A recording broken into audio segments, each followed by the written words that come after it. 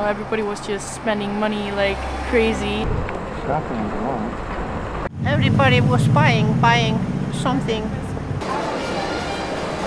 I think people acted stupid, and some didn't want to take any responsibility.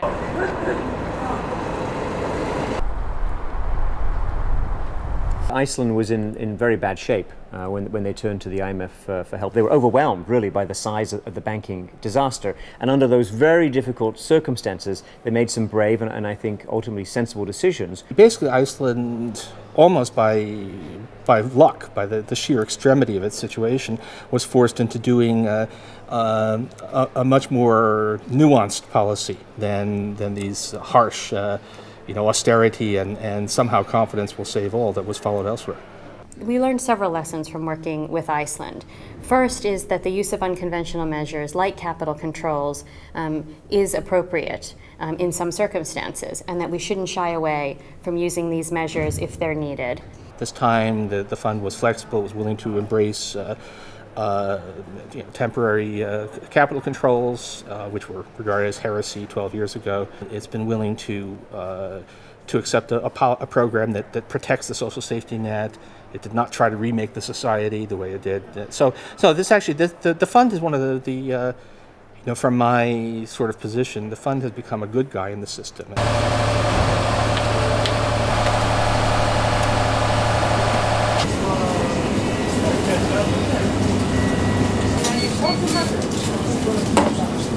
The IMF has been sort of transforming their policy, taking more notice of the welfare system and taking more notice of the need to have a just transition in periods like this.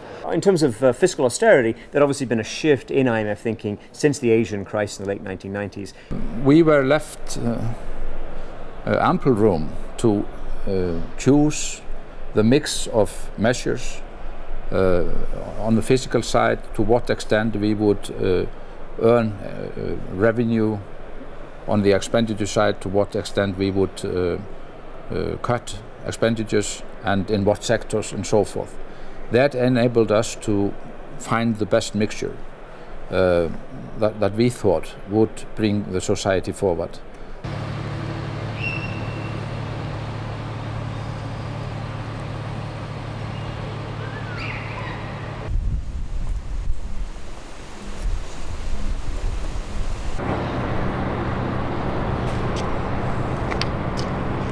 After the crisis, this will be opportunities for me to start working, because then companies will need people to work. I think it's getting better.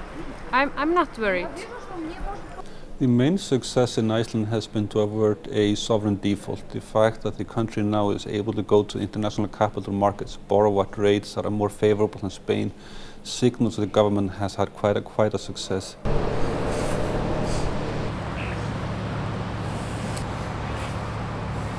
This was our re-entrance to the international capital markets, first successful attempt for 5 years or so. So it was a milestone for Iceland, as well as successfully completing the program in end of August. These are two of the big achievements this year.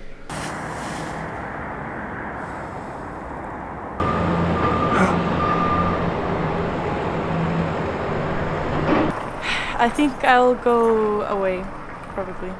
And most people my age want to go away because they know they're not going to want to be here. But it might have diminished the chance of me actually wanting to live in Iceland in the future. We know also the brain drain that we are suffering, because these are those that have higher education, both skilled workers by the magnitude and university or academic educations. They are leaving. And that's of course frightening, because how are we going to sustain the growth of our export industries if we do not have the manpower to meet the challenges? These are people that have qualifications that are sought after elsewhere, and if we're not able to have an environment that attracts these people, then we're in a lot of trouble. We need to facilitate investments and create jobs. I think actually Iceland could be the first country in the world that would, on a large scale, be relying on green, sort of the green economy.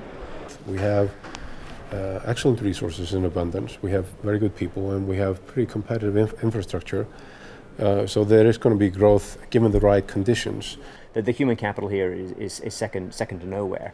And I'm sure they can build a prosperous, productive, modern economy on that basis. I think that Iceland is doing amazingly well, considering.